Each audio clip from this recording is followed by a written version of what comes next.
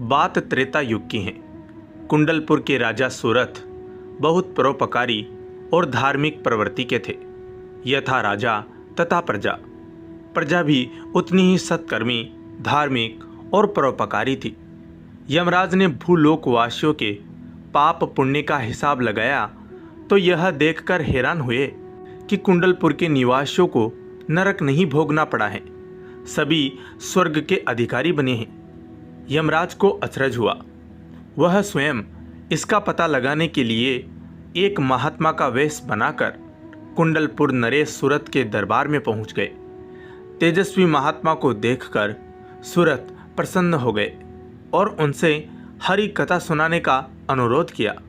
महात्मा ने कहा, कथा सुनने से क्या होगा, सबको अपने कर्मों का फल भोगना ही है, इसलिए हरि कथा सुनने के भ्रम में न पड़े, सत्कर्म करे वही साथ जाएगा।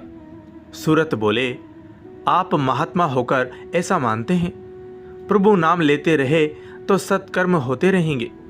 कर्म फल समाप्त होने पर देवराज इंद्र का भी पतन हो जाता है, लेकिन हरि भक्त ध्रुव अपने स्थान पर अटल हैं। सूरत की भक्ति देखकर यमराज प्रसन्न हुए। अपने वास्तविक रूप में आकर सूरत से वरदान मांगने को कहा। राजा ने मांगा, जब तक हरि के दर्शन न हो जाए तब तक मेरी मृत्यु न हो। यमराज ने बताया कि जल्द ही भगवान विष्णु का रामावतार होगा। प्रभु उस युग में मानव लीला करेंगे, उन्हीं के रूप में तुम्हें हरि के दर्शन होंगे। शीघ्र ही राजा सूरत को सूचना मिली कि अयोध्या के राजा दशरथ की यहाँ श्री राम का अवतार हो गया है। श्री राम के दर्शन की आस में वह उनकी हर सूचना लेते रहते थे। जब प्रभु ने राज सिंहासन संभालने के बाद अश्वमेध का घोड़ा छोड़ा तो सूरत को अपना मनोरथ पूरा होता नजर आया। उन्होंने यज्ञ के घोड़े को रोकने का निश्चय किया। अश्व की रक्षा में चल रहे शत्रुघ्न से सूरत का घोर संग्राम हुआ। सूरत ने शत्रुघ्न को सेना समेत बंदी बना लिया। शत्रुघ्न की रक्षा के लिए अंगद और हनुमान जी भी आए। राजा सूरत ने सबको रामास्त्र के बल पर बांध लिया। सूरत ने उनसे कहा, मैंने आप सबको रामास्त्र से बांधा है, जिसे काटने का सामर्थ्य आप में नहीं है। यदि आप मुक्ति चाहते हैं तो अपने स्वामी को युद्ध के लिए भेजे। हनुमान जी से राजा सूरत का मर्म छिपा नहीं था। उन्हें श्री राम का वरदान था, उनका हर अस्त्र उन पर प्रभावहीन रहेगा। लेकिन राम भक्त सूरत का मनोरथ पूरा करने के लिए वह बंधे रहे।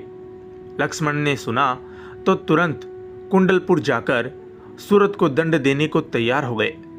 श्री राम ने लक्ष्मण को रोका और कहा, बिना मेरे गए यह विघ्न नहीं टलने वाला। प्रभु स्वयं अस्त्र शस्त्र से सुसज्जित कुंडलपुर पहुंच गए। श्री राम को देख सूरत ने शस्त्र फेंके और प्रभु के चरणों में गिर गए। सूरत ने कहा कि उनके दर्शन मात्र के लिए उन्होंने काल को रोक रखा है। श्री राम ने उन्हें अपने दिव्य रूप के दर्शन दिए। प्रभु ने सूरत से वर मांगने को कहा। प्रभु दर्शन पाकर सूरत धन्य हो गए और कहा, अब कोई और कामना नहीं है। फिर भी यदि आप कुछ देना चाहते हैं तो सेवा का अवसर दीजिए। अश्वमेध का यह कार्य पूरा करने में मुझे सेवा में ले लीजिए। श्री राम ने हंसकर कहा, आपने मेरे अनुज और मित्रों को बांध रखा है, मैं तो ऐसे ही बंध गया हूँ, आपकी इच्छा कैसे पूरी नहीं होगी। सूरत प्रभु के चरणों में एक बार फिर नतमस्तक हो गए। शत्रुघ्न, हनुमान, अंगद आदि को मुक्त किया और अश्व के साथ राम सेना में शामिल होकर चलने लगे। जय श्री राम। धन्यवाद।